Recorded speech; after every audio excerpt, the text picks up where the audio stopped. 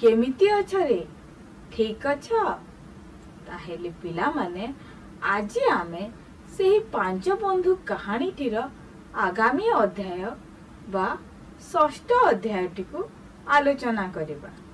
ता पूर्वरु तुम मानको मु पंचम अध्यायरु किछि आलोचना करी सुनाउछि। सुन पिलामाने आमे पांच बंधु कहानीर पूर्व भागरे कौन सबु पढ़िथिले मने पकाओ तो।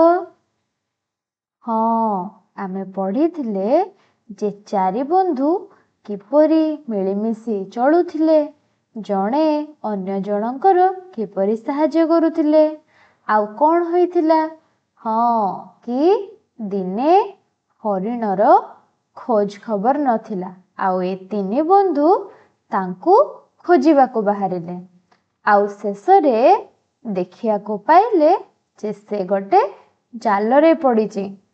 आउ कौन हेइथिला मने पकाओ तो। हाँ, से हिरण्यक बंधु तांकु जालरू मुक्त करिथिला।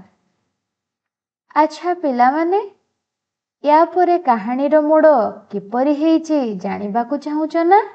चलो एबे चित्र माध्यमरे आमे गल्पटीकु आगकु नेबा। मु पढ़िबी, तमे माने मो सहित पढ़।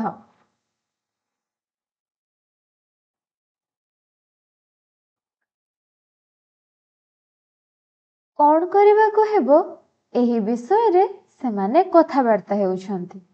सेतिकी बेले काऊ देखिला शिकारी आसुछि। हरिण डिया मारी जंगल को पलाइला। मूसा गात भीतर को दौड़ी गला ओ काऊ गोटे गछर डाल उपर को उड़ी गला। शिकारी कईछ को देखि कहला, जा हेउ मु एहाकु तो पाइली, से हरिणटा खसी गले मोर कौन होई गला। से मंथरक को गोटे घास दौड़ी रे बांधी नहीं गला। बाटरे से गाधोइबा पई गोटे पोखरी निकटरे अटकिला। वो कईछ को कूଳରେ बांधी रखिगला। तीन बंधु जाक शिकारी पछे पछे जाउथिले। सेमाने एकाठी मिसी मंथरक को उद्धार करिबा पई उपाय चिंता कले। काऊ कहिला, मते गोटे उपाय दिसुछि। चित्रांग जाई पाखरे गोटे जागारे सोई रहु। मु तार मुंड उपरे बसी ताकू खुंपिबार छलना करिबी। शिकारी भाबिबो हरिणटा मरी पड़िछि। से तार धनुषर कईछ निकटरे छाड़ी दे हरिण को नेबाकू आसिबो। इति मध्यरे हिरण्यक तार दांतरे घास दौड़ी काटी दे मंथरक को मुकुलाई देबो। तापरे मंथरक पोखरी पानी भितरे लुचि जीवो। चित्रांग जेते जोर रे पारे दौड़ी पलाइबो। तापरे आमे समस्ते रक्षा पाई जिबा। पिलामाने सुनिल तो कहानीटी किपरि आगकु बढ़िला। चलो एबे कहानीटी को धीरे धीरे बुझिबा।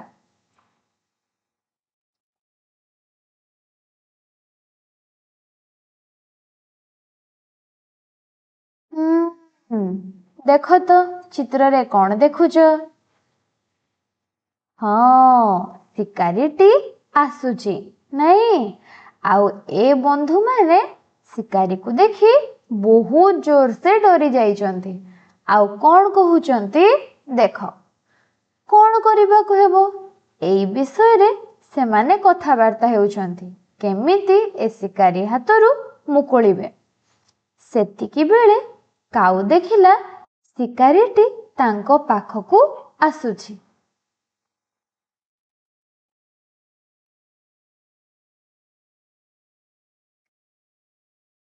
आउ जानिछ पिला माने, ହରିଣ କ'ଣ କଲା? ହରିଣ ଡିଆଁ ମାରି ପାଖରେ ଥିବା ଜଙ୍ଗଲ ଆଡ଼କୁ ପଳେଇ ଗଲା। ଆଉ କାଉ? କାଉ ପାଖରେ ଥିବା ଗୋଟେ ଉଚ୍ଚ ଗଛର ସବୁଠାରୁ ଉଚ୍ଚ ଡାଳକୁ ଉଡ଼ି ପଳେଇଲା। ଆଉ ମୂଷା? ମୂଷା ବି ପାଖରେ ଥିବା ଗାତ ଭିତରକୁ ଦୌଡ଼ି ଯାଇ ଲୁଚିଗଲା। ପିଲାମାନେ, ଆଉ କିଏ ରହିଲା କୁହ ତ? ହଁ, କଇଁଛ। ଆଚ୍ଛା, କଇଁଛର ନାଁ କ'ଣ? ବହୁତ ବଢ଼ିଆ, କଇଁଛର ନାଁ ମନ୍ଥରକ। ପିଲାମାନେ କୁହ ତ, ଶିକାରୀ କ'ଣ ମନ୍ଥରକକୁ ଧରି ପକାଇଥିବ? ଜାଣିନ?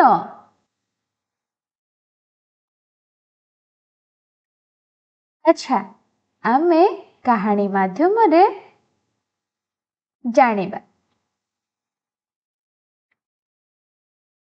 ପିଲାମାନେ, କାହାଣୀରୁ ମୁଁ ତୁମକୁ କିଛିଟା ପ୍ରଶ୍ନ ପଚାରୁଛି। ତମେମାନେ ମୋତେ ତାର ଉତ୍ତର କହିବ। ପିଲାମାନେ, ବର୍ତ୍ତମାନ ମୁଁ ତୁମକୁ କିଛିଟା ପ୍ରଶ୍ନ ପଚାରିବି। ତମେମାନେ ମୋତେ ତାର ଉତ୍ତର ଦେବ।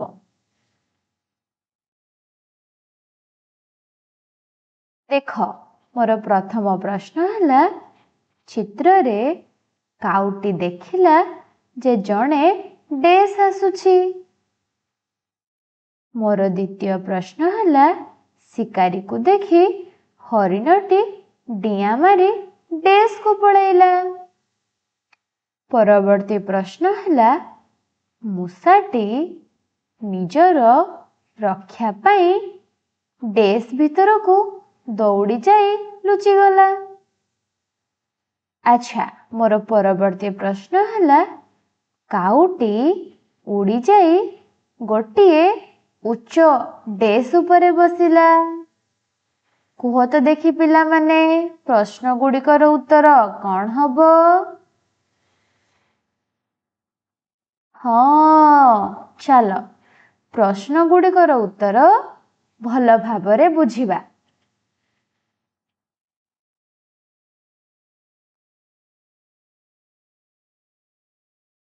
କାଉଟି ଦେଖିଲା ଯେ ଜଣେ ଡେସ୍ ଆସୁଛି।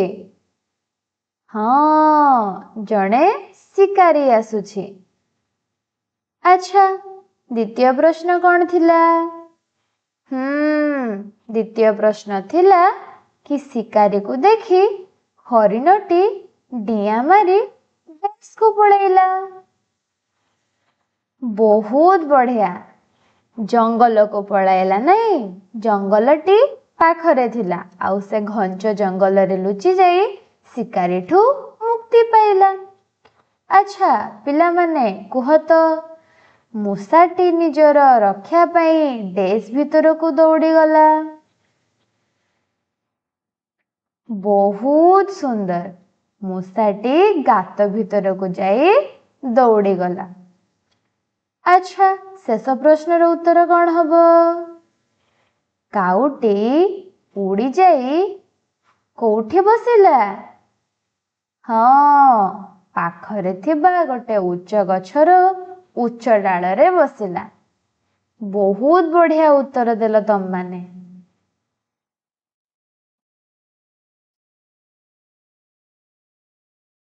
ଆଚ୍ଛା, ପିଲାମାନେ, ଏବେ କାହାଣୀର ମୋଡ଼ କିପରି ଅଛି ଜାଣିବା କି ନାହିଁ? ଆଚ୍ଛା, ମୋତେ କହିଲ, ତମମାନେ ଏ ଚିତ୍ରରୁ କ'ଣ ଦେଖି ବୁଝୁଛ? ହଁ, ତମେମାନେ ଠିକ୍ ଅନୁମାନ କରିଛ। ଶିକାରୀ ତାହେଲେ କଇଁଛକୁ ଧରି ପକେଇଛି। ଆଉ ଦେଖ ତ ତାକୁ କିପରି ନଉଛି? ଘାସର ଦଉଡ଼ିରେ ନଉଛି ନାଇଁ? ଚାଲ ଏବେ ଆମେ କାହାଣୀ ମାଧ୍ୟମରେ କ'ଣ ସବୁ ହେଲା ପଢ଼ିବା ଆଉ ବୁଝିବା। ଶିକାରୀ କଇଁଛକୁ ଦେଖି କହିଲା, କ'ଣ କହିଲା? ଯା ହେଉ, ମୋ ମୁଁ ଏହାକୁ ତ ପାଇଲି, ସେ ହରିଣଟା ଖସିଗଲା, ମୋର କ'ଣ ହୋଇଗଲା? ସେ ମନ୍ଥରକକୁ ଗୋଟିଏ ଘାସ ଦଉଡ଼ିରେ ବାନ୍ଧି ନେଇଗଲା। ପିଲାମାନେ, 4 ଜଣ ବନ୍ଧୁମାନଙ୍କ ମଧ୍ୟରୁ 3 ଜଣ ବନ୍ଧୁ ତ ଏପଟ ସେପଟ ହୋଇ ଲୁଚିଗଲେ, କିନ୍ତୁ ଶିକାରୀ ହାତରେ ଧରା ପଡ଼ିଲା କିଏ? ମନ୍ଥରକ। ବୁଝିଲ? ଚାଲ ପରେ କ'ଣ ହେଲା ଜାଣିବା।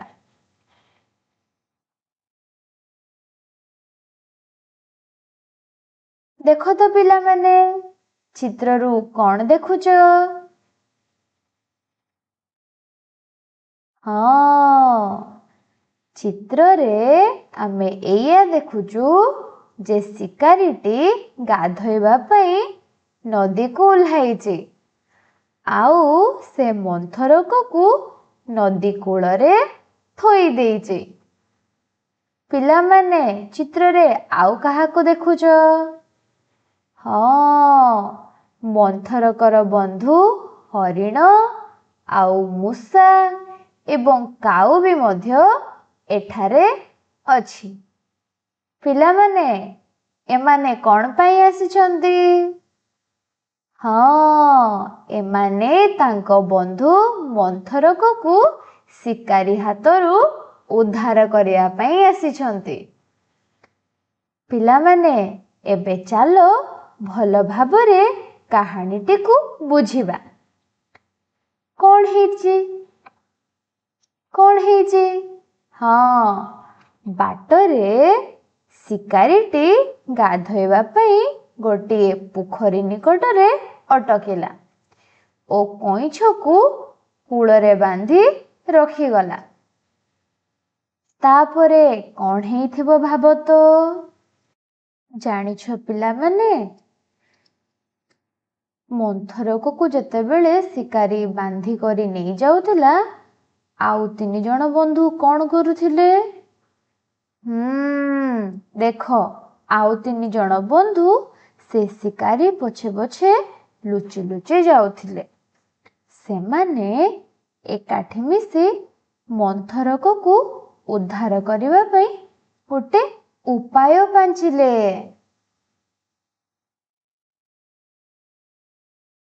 ଜାଣିଛ, ସେମାନେ କ'ଣ ଉପାୟ ଚିନ୍ତା କରୁଥିଲେ?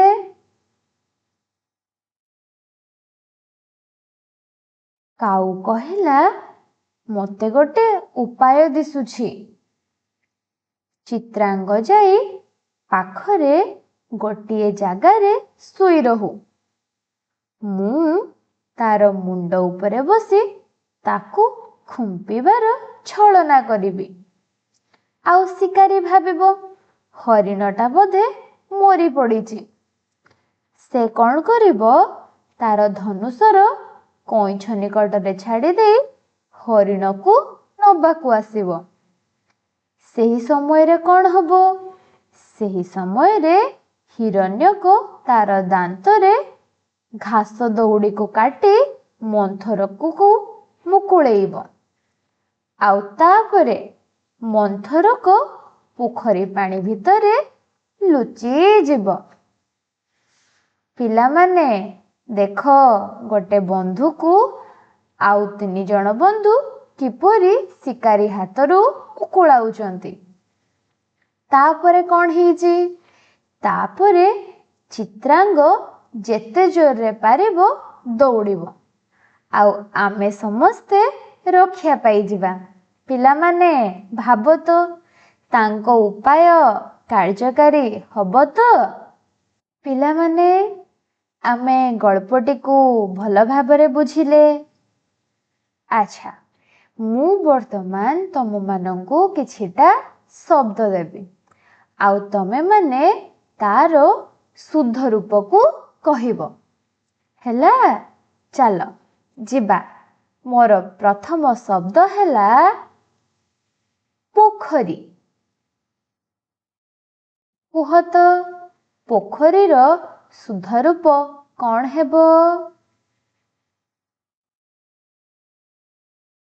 ହଁ, ବହୁତ ବଢ଼ିଆ। ପୋଖରୀର ଶୁଦ୍ଧ ରୂପ ହେଲା ପର ଓକାରେ ପୋ, ଖ ଟର ଦୀର୍ଘ ଇ ରି।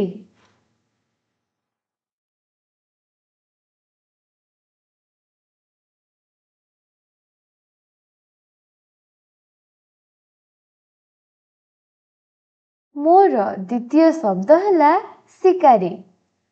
କହ ତ କୁନା, ଶିକାରୀର ଶୁଦ୍ଧ ରୂପ କଣ ହବ?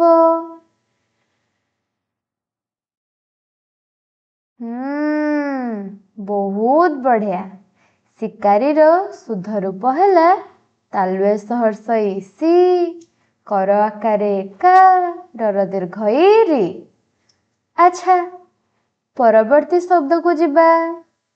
କୁହ ତ ପିଲେ, କୂଳ ଶବ୍ଦର ସଠିକ ଶୁଦ୍ଧ ରୂପ କଣ ହବ?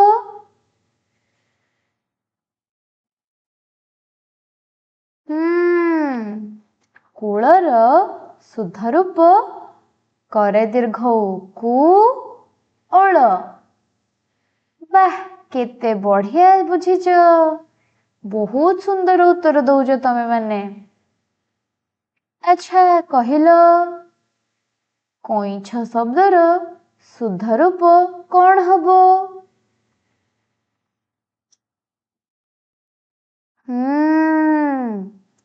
କଇଁଛର ଶୁଦ୍ଧ ରୂପ କ ହର୍ଷଇର ଚନ୍ଦ୍ରବିନ୍ଦୁ ଛ। ବାଃ, ବହୁତ ବଢିଆ।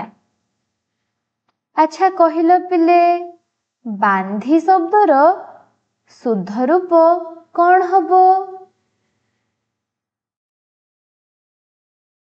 ହଁ, ବର ଆକାରେ ବା, ଦନ୍ତେନ୍ଧ ସତ୍ରେ ହର୍ଷଇ।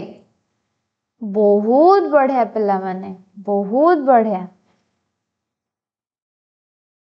ଆଚ୍ଛା ପିଲାମାନେ, ଆମେ ତ କାହାଣୀଟିକୁ ବୁଝିଲେ, ଜାଣିଲେ।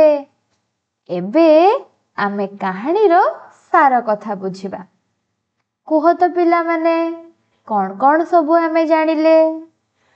ହଁ, ଆମେ ଜାଣିଲେ ଯେ କିପରି ହରିଣଟି ବାଣୁଆ ଜାଲରେ ପଡ଼ିଥିଲା, ଆଉ ତାର 3 ବନ୍ଧୁ କିପରି ତାକୁ ମୁକୁଳାଇଲେ। ଆଉ ଠିକ୍ ସେହି ସମୟରେ ଶିକାରୀ ଆସି ପହଞ୍ଚିଲା। 3 ଜଣ ବନ୍ଧୁ କୌଣସି ମତେ ଲୁଚିକିରି ବଞ୍ଚିଗଲେ। ବାକି ଧରା ପଡ଼ିଗଲା କିଏ? ହଁ, ମନ୍ଥରକ କଇଁଛ। ଆଉ କଣ ହେଲା ତାପରେ?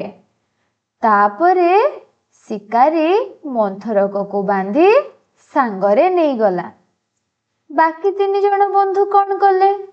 ତାଙ୍କ ବନ୍ଧୁକୁ ବଞ୍ଚାଇବା ପାଇଁ ସେମାନେ ଲୁଚି ଲୁଚି ତା ପଛରେ ଗଲେ, ଆଉ ଉପାୟ ପାଞ୍ଚିଲେ ଯେ କିପରି ମନ୍ଥରକକୁ ଶିକାରୀ ହାତରୁ ରକ୍ଷା କରିବେ। ପିଲାମାନେ, ବିପଦ ସମୟରେ ତୁମ ବନ୍ଧୁମାନଙ୍କୁ ତୁମେ ଏକୁଟିଆ କରି ଛାଡ଼ିବା କଥା ନୁହଁ। ତୁମ ଦ୍ୱାରା ଯେତିକି ସମ୍ଭବ ତୁମେ ତାଙ୍କୁ ସାହାଯ୍ୟ କରିବା ଉଚିତ। ବୁଝିଲ ତ? ଚାଲ ବର୍ତ୍ତମାନ ମୁଁ ତୁମକୁ କିଛିଟା ଗୃହ କାର୍ଯ୍ୟ ଦେବି। ତମେମାନେ ଘରେ ସେସବୁକୁ କରିବ। ମୋର ପ୍ରଥମ ପ୍ରଶ୍ନ ହେଲା, ଶିକାରୀ କାହାକୁ ଘାସ ଦଉଡ଼ିରେ ବାନ୍ଧି ନେଇଗଲା? ହରିଣକୁ, କଇଁଛକୁ, ମୂଷାକୁ ନା କାଉକୁ?